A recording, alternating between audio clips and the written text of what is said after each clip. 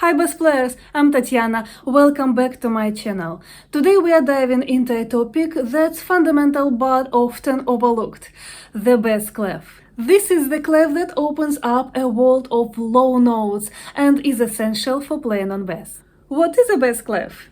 The bass clef is also named the F clef. Let's have a look at the evolution of it. You can find this image online, it's pretty open. You see, it's a kind of a creative modification of the letter F. But why it's so focused on F? The reason is that it starts on the line that indicates the note F. The overall design of the bass clef can vary a little bit, but it has to start on this very line. This F is found below the middle C, which is here, and helps us find the notes that are typically in the range of the bass guitar or the double bass. On the piano, the middle C is about in the middle of the keyboard, and the notes below are mostly for the bass clef. We are playing quite a low instrument, so it's our area. On the bass, this F is here, or here, or here.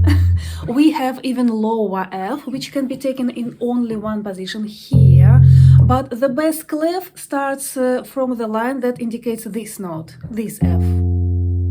Why the bass clef matters for bass players? You know, the majority of notes we play are written in the bass clef. Getting comfortable with this clef can transform your ability to read and play from sheet music, and this is like a gateway for a lot of music pieces. The bass clef is not the only one clef that exists. You probably know that there is a treble clef, but also we have the soprano, mezzo-soprano, alto, tenor clefs. You might encounter the treble clef or G clef sometimes, especially if you like playing in the high register, but less likely you will face the other clefs. So it's good to know that they exist, but you probably don't need them.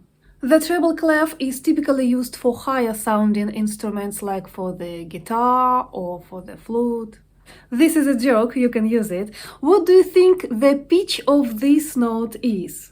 The bass clef readers would say this is D. The treble clef readers would say this is B. The other clefs readers will name even more notes. And just a few people would say, we don't know, there is no clef, and this is the correct answer. Now about how to read it all. Each line and each space represents a note. You probably know that in music we have just 7 letters for 7 note pitches, A, B, C, D, E, F, G. This is all. We don't have more. After that they just repeat again, again and again. This is F, and just above F the next note will be G. Right after G we have A again, because G is the last one in the set of A, B, C, D, E, F, G. And after A we start A, B, C again, A, B, C, D, E, F, G.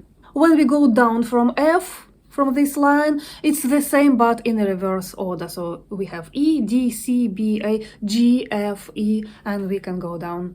If you want, you can use acronyms to remember the lines from the bottom to the top. You can even use some phrases to memorize the letters.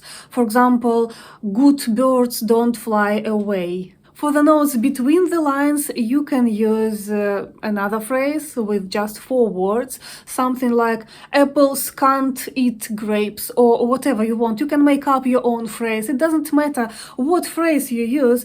What matters is that you memorize the notes. Acronyms, however, won't help you to memorize the notes above or below the staves. When we go above or below the staves, we can use the ledger lines, additional lines to write notes. For this, you need to just understand how ABC goes. If you know that this is A on the highest line, then you know that the next one right above the staves will be B, and then you have C, D, E, F, G, A. The same if you know that this is G on the bottom line, then you can figure out that the note below this will be F, and you go down E, D, C, you can go on and on. On the 4-string bass, this is the lowest open E, we don't have notes lower, but on the 5-string bass, you might have them up to extra low B. When we have too many of ledger lines, it gets uncomfortable to read the notation, and we can use the other clefs. For example, for the notes that go up, we use the treble clef. For the notes that go down, we can use some other indications. We don't have clefs even lower, but you don't need them probably because you don't have the notes lower than B on the bass guitar. I would recommend you to write down the notes from the low open E up to, let's say, 2 octaves up to another E. Now find them on all 4 strings.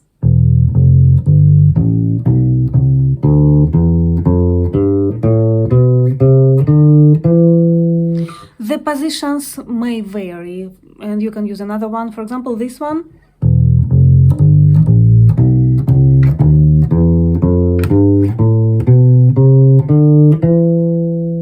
Now pick the random note from this set and find it quickly from the notes you just played. You can ask someone to pick the notes for you from this set one by one, and you will try to find them as fast as you can. This helps to remember the notes and your range to play. If you are new to notation and sight reading, spend some time on this exercise. The goal is to start associating the written note with its sound and its position on the fretboard. I will make another video soon about how to understand and memorize notes on the fretboard, and also one more about basics of rhythms.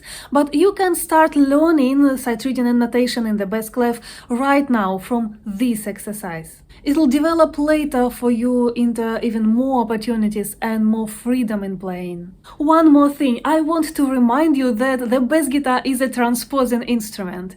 It means that all the notes that are written for the bass guitar, doesn't matter in which clef, it can be the bass clef or the treble clef, doesn't matter, they all sound 1 octave lower than they're written.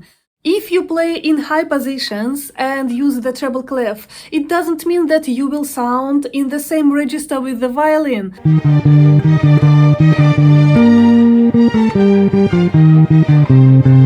No way, you sound 1 octave lower than it's written. Now here are some quick tips for practicing the bass clef. 1. Practice the exercise when you find the notes on the staves and on the fretboard. 2. Sight reading. Try reading music using a metronome for tempo control. You can use some exercises from books or some simple songs from apps like Tom Play. Here you can choose songs for beginning bass players and start it simple. 3. Play along. Use some simple bass clef sheet music for practice. Tom Play can be a great resource for this.